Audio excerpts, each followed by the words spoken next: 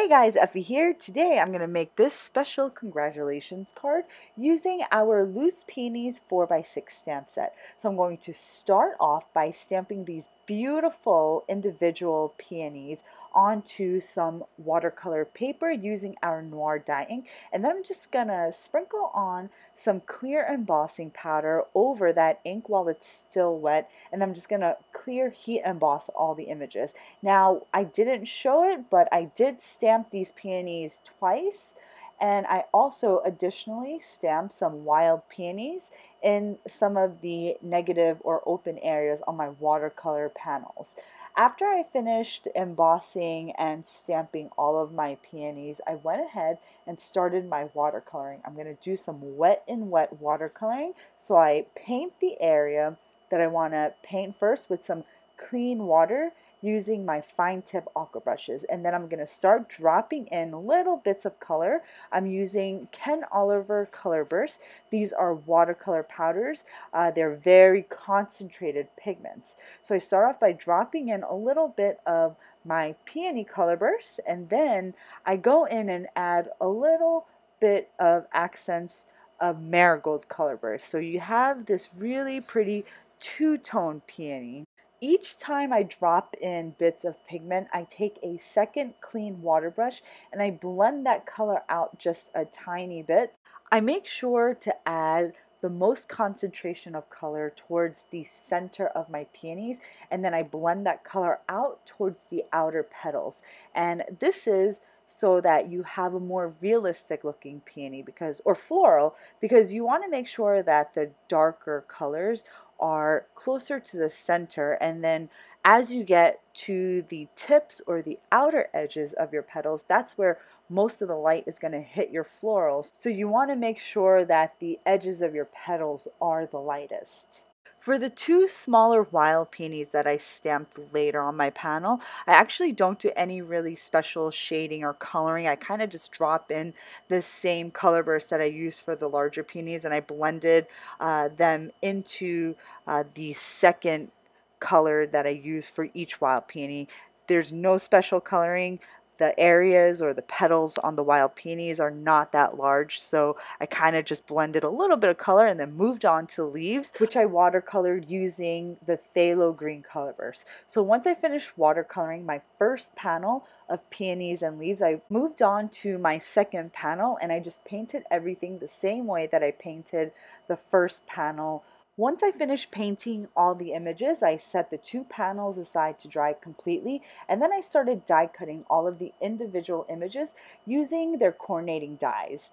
I adhered all of the dies cut side down onto my watercolor paper using some micro pour tape, and then I placed my watercolor paper into my die cutting sandwich, and then I ran the sandwich through my die cutting machine.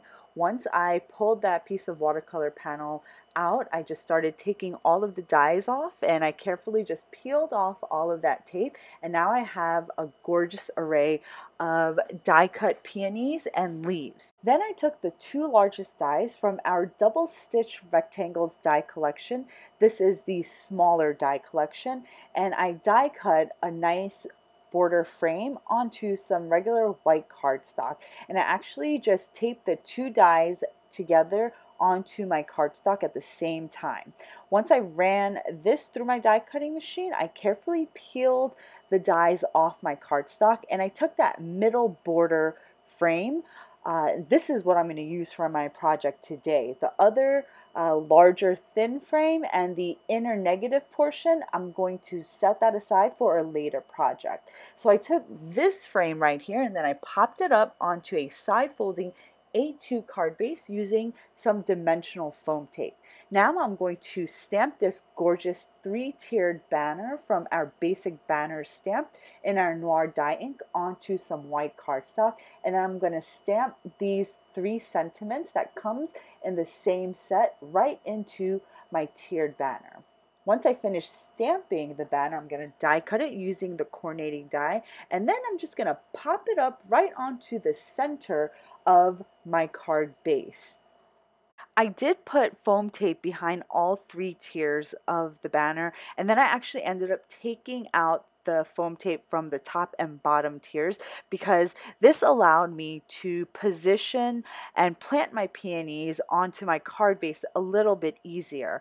So then I just started popping up all of my peonies and leaves. Anytime I'm getting ready to create a nice floral arrangement, I make sure to only add a small foam square to the center of my blooms and the leaves. And this is so that I have space surrounding my blooms where I can kind of tuck in the leaves. So you want to make sure that you don't cover the entire backspace of your florals with foam tape as you pop them up, because you want to make sure you leave enough room to tuck in all your other floral elements and foliage. Once I've placed all the blooms and leaves, I added some extra support behind the areas that needed extra foam tape. And then lastly, I added some of our glass slipper sequins in varying sizes to the entire front of my card. So my project is now complete. I hope you all enjoyed today's card and video.